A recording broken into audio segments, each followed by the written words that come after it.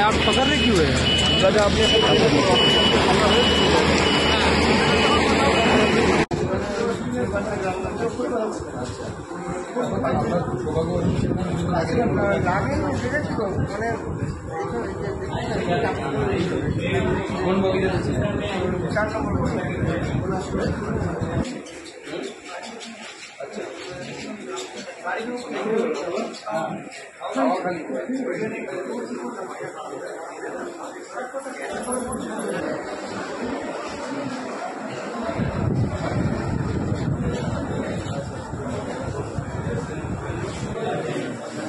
नाम का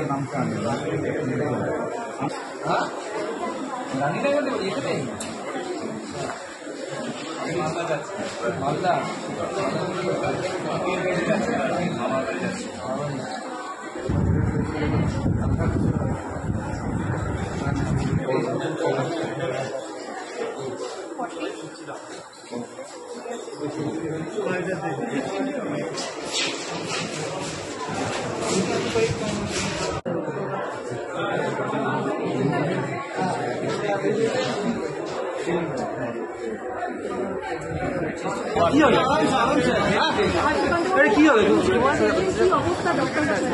দেখুন বেশিরভাগ পেশেন্ট ভালো আছে। 3 জন আইসিইউতে ভর্তি, একটি বাচ্চা সে নিকু বা পিকুতে ভর্তি আছে। এই 3 জন এবং বাচ্চাটি এরা একটু আমার মনে হচ্ছে চিন্তাজনক অবস্থায় আছে। সবাই না, আশা করছি ঈশ্বরের কৃপায় সবাই সুস্থ হয়ে উঠবে। বাকি সবার ইঞ্জুরি মাইনর, কারো পা ভেঙেছে, কারো এরকমও পেশেন্ট আছে 2টো পা ভেঙে গেছে, মা 2 মেয়ে আহত হয়েছে, মিনিমাল ইঞ্জুরি। তারা সবাই আগামী কিছুদিনের মধ্যে খারাপ পেয়ে যাবে। এই 4 জনকে নিয়ে আমরা একটু সবাই চিন্তায় আছি। আমরা ঈশ্বরের কাছে প্রার্থনা করি তারা যেন সুস্থ হয়ে তার বাড়ির মানুষের বিষয়টা নিয়ে মুখ্যমন্ত্রী মমতা বন্দ্যোপাধ্যায় রেলের ভূমিকা নিয়ে প্রশ্ন তুলছেন এবং অ্যান্টি কলেকশন যে সিস্টেম সেটা এতদিনে কেন ইন্ট্রোডিউস করা যায়নি সেটা নিয়ে প্রশ্ন তুলছেন। প্রথম কথা বলি যে আমি সকালবেলায় বলেছিলাম যে ঘটনা ঘটেছিল, সেই ঘটনার পর রাজনীতি করার সময় এটা নয়।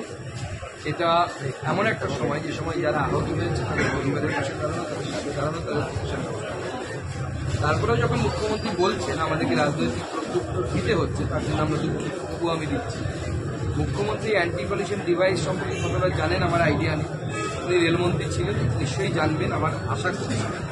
আমি ইঞ্জিনিয়ারদের সাথে কথা বলে বলছি এই অ্যান্টি কলিশন ডিভাইস যাকে কবচ বলা হয় সেটা গলায় পড়ার মাধ্যমের মতো জিনিস নয়। এটা একটি কমপ্লিকেটেড ইঞ্জিনিয়ারিং ডিভাইস, সেটা লাগাতে সময় লাগে এবং অর্থও ব্যয়। মাননীয় মুখ্যমন্ত্রীকে আমরাও পাল্টা প্রশ্ন করতে পারি যে আপনি কি বলছেন আপনি অ্যান্টি কলিশন ডিভাইস নাকি ভারতবর্ষে শুরু করেছিলেন বা তৈরি করেছিলেন, কি বলছেন? ওনার আমলে কতগুলো অ্যান্টি কলিশন ডিভাইস লাগানো হয়েছিল উনি ডেটা দিতে পারবেন?